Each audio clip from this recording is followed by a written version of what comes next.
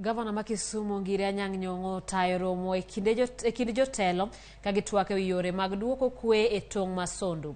Romo no luwo tulo mane muoch tich adek gotieno e tong'no kama oganda moko noyudo hinyruok kane gwandruok omuoch e kind dhoudi ariyo madak e kiewo mag counties ma Kisumu kod Kericho.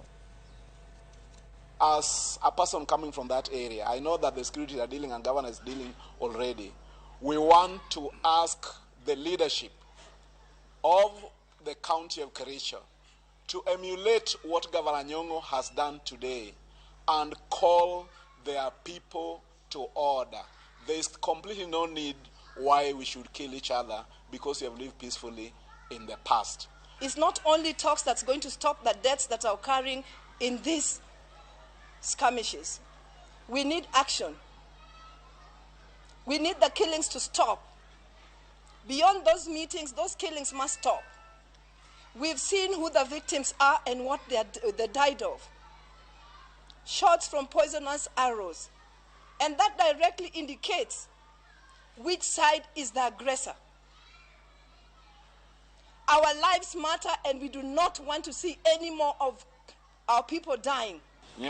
Kwagi ni mondo gibet piny mane ginyisa ni gisechako bet piny kendo nyegi luongo jotelo mag siasa kaka lomo bwade gi magi losogo magi winjire ni kudo kuone go bejiro kuom hawi marach kata ka mago nyose dhi nyime to pod thagruok odhi nyime ma jowa mang'eny chiegni jauchiel mochuoga sere moko sekel Ramogi ogi godinga teaching a referral hospital kae kendo kaka kendo biro dok kuro manda ne are gima dhi nyime.